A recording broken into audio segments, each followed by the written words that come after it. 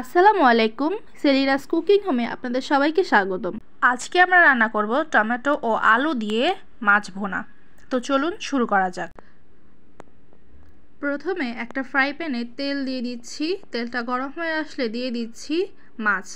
আমি এখানে রুই মাছ ব্যবহার করেছি, আপনারা যে কোনো ধরনের বড় মাছ ব্যবহার করতে পারেন। এক এক করে সবগুলো মাছ দিয়ে ভালোভাবে ভেজে নেব।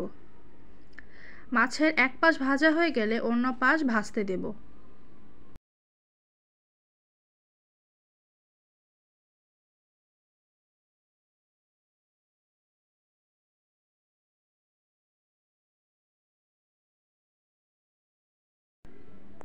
মাছগুলো সুন্দরভাবে ভাজা হয়ে গেলে এক এক করে তুলে নেব। এবার সেই ফ্রাই প্যানে দিয়ে দিচ্ছি পরিমাণ মতো পেঁয়াজ।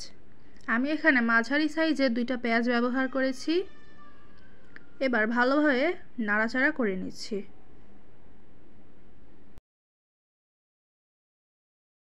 পেঁয়াজটা নরম হওয়ার জন্য দিয়ে দিচ্ছি স্বাদমতো লবণ। দিয়ে দিচ্ছি পরিমাণ মতো হলুদ, আদা রসুন ও জিরা বাটা। এবার মশলাগুলোকে একসাথে ভেজে নিচ্ছি। আদা রসুনটাকে ভালোভাবে ভেজে নিচ্ছি যাতে এর কাঁচা গন্ধটা চলে যায়।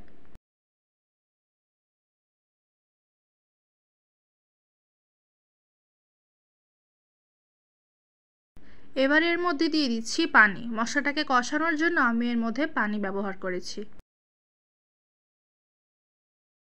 মশলাটা কষানো হয়ে গেলে ভালোভাবে নেড়ে নিচ্ছি।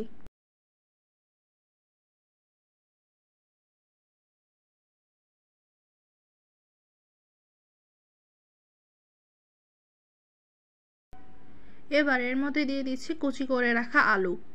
আলুটা দিয়ে ভালোভাবে নাড়াচাড়া করে নিচ্ছি।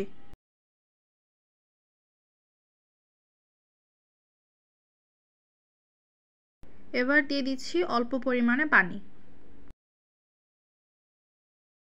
পানি দিয়ে ভালোভাবে মশলার সঙ্গে আলুটাকে মিশিয়ে নিচ্ছি।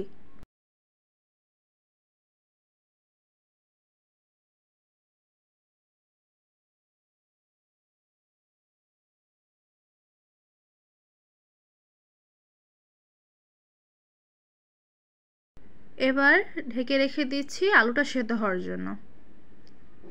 আলুটা সেদ্ধ হয়ে গেলে দিয়ে দিচ্ছি মরিচের গুঁড়া।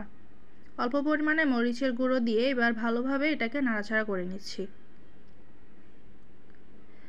আবারও কিছুক্ষণ ঢেকে রেখে দিচ্ছি। পানিটা টেনে আসলে এটাকে আবারও ভালোভাবে নাড়াচাড়া করে নিচ্ছি।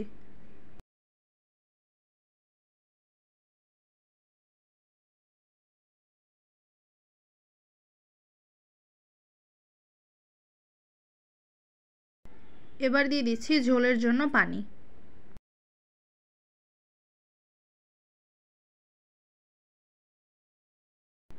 আবারও বেশ ভালোভাবে নাড়াচাড়া করে নিচ্ছি।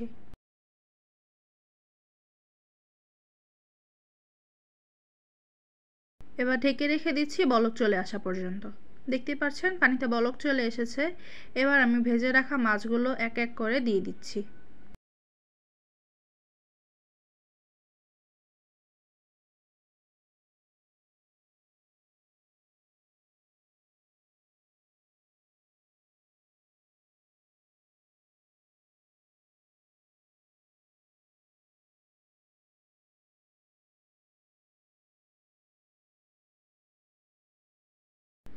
এবার মাছগুলো দিয়ে ঢেকে রেখে দিচ্ছি মাছগুলো সিদ্ধ হওয়ার জন্য।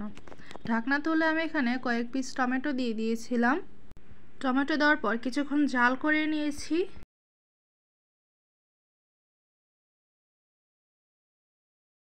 এবার মাছগুলোকে একটু উল্টে দিচ্ছি যাতে দুই পাশেই ভালোভাবে কুক হয়।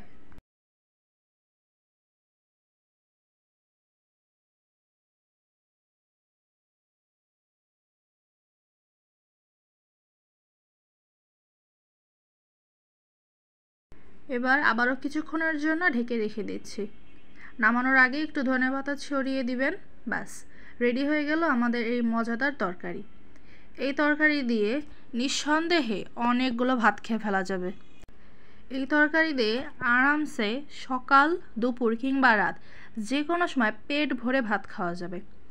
আজকের এই সহজ রেসিপিটি যদি আপনাদের কাছে ভালো লেগে থাকে তাহলে অবশ্যই আমাদের চ্যানেলটিকে সাবস্ক্রাইব করবেন এবং আমাদের পাশে থাকবেন এবং এই রেসিপিটি অবশ্যই ট্রাই করবেন।